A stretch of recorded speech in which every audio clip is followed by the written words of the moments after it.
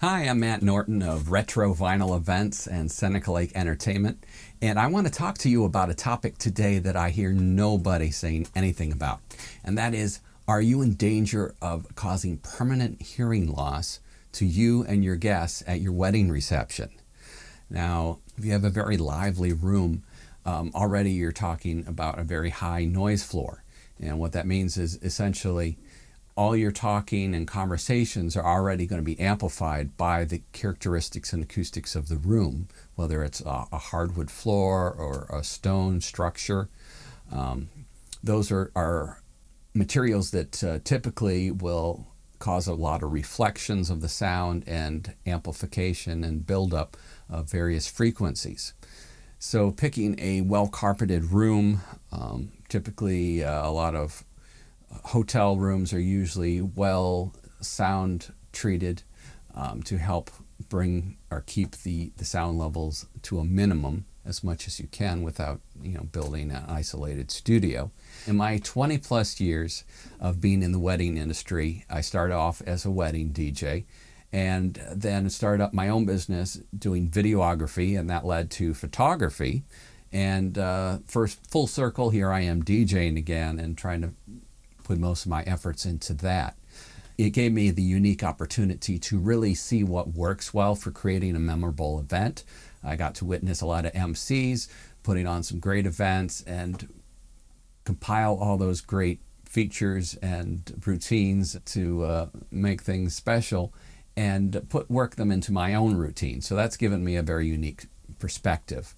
But it's also given me the opportunity to really see what is worth paying for, the downfalls, the pitfalls to avoid, all those type of things. And my biggest complaint has been sound levels and sound quality of whether it's the DJ or the band. And that's one of the big reasons why I got back into this, because of my background in sound engineering and recording and working as an audio technician with Broadway and with rock bands and stuff. I believe I have that unique perspective to really get on top of the quality of the music, as well as putting together a great mix, because I am a musician and understand the music and how it flows.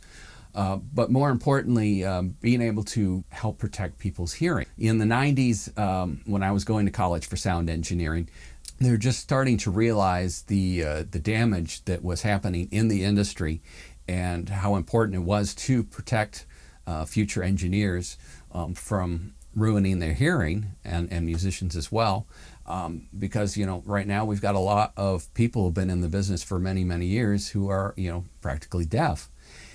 There's a lot of guidelines that just still are not followed. Rock concerts are still pushing 110 decibels or so, which you can only be exposed to for about 112 seconds before permanent damage is caused. As a DJ to a wedding, I want to make sure that I'm protecting the hearing of my guests. I haven't always been diligent about such things, but now the great news is we have apps like SPL Meter and Decibel X. Some of them are free, some of them used to be free, some are very inexpensive, $1 or whatever to $8.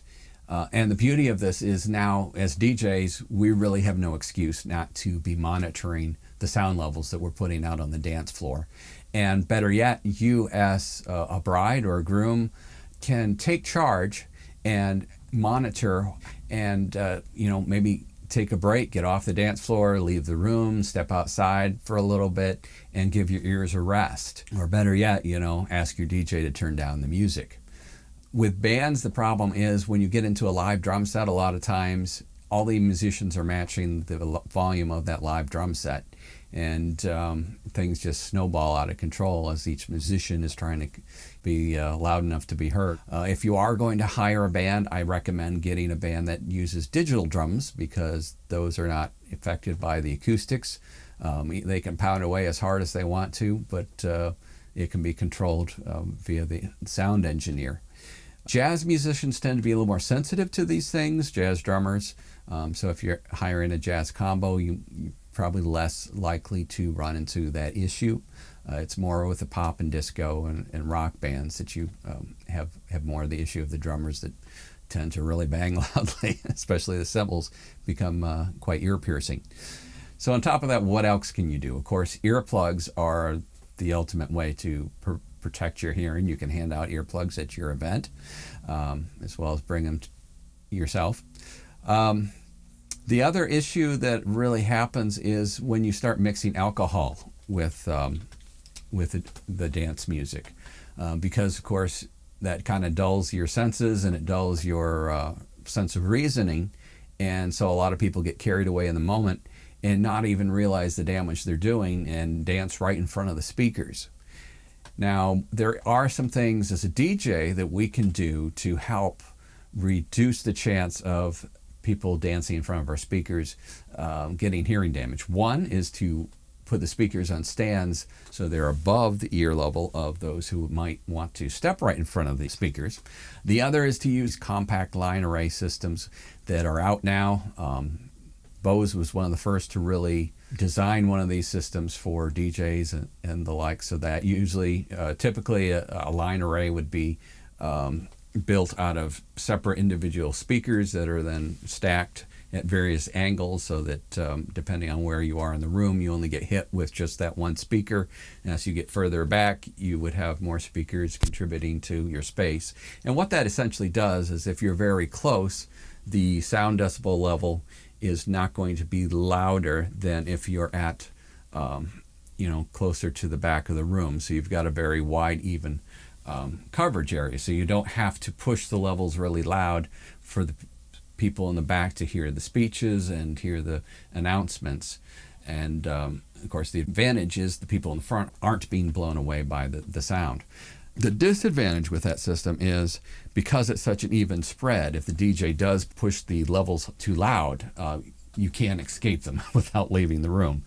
Another thing I am trying to do in the future is put my speakers on the other side of the room so I can more closely monitor them with the app, or make sure I'm hearing what the audience is hearing. Similar to like on your car stereo, you have a bass and treble and mid-range that are basically volume knobs for those different parts of the music and frequency.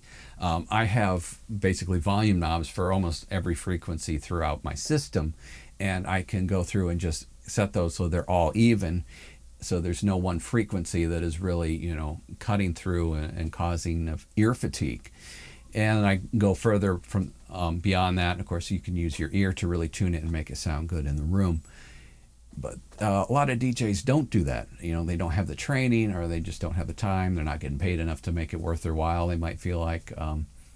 But that's what you get when you're paying a little bit more sometimes, and get someone who's more knowledgeable about their system and about sound. Be sure to come back, because in our next video I'm going to have a part 2 of what is worth paying for. What are you paying for with a DJ? We're going to go into the different kinds of DJs and the different types of systems and controllers and what they're using to deliver the music, and hopefully take some of the mystery out of that, and help you more understand what you're truly getting when you hire your particular DJ. Thanks so much for tuning in. Until next time, God bless and take care.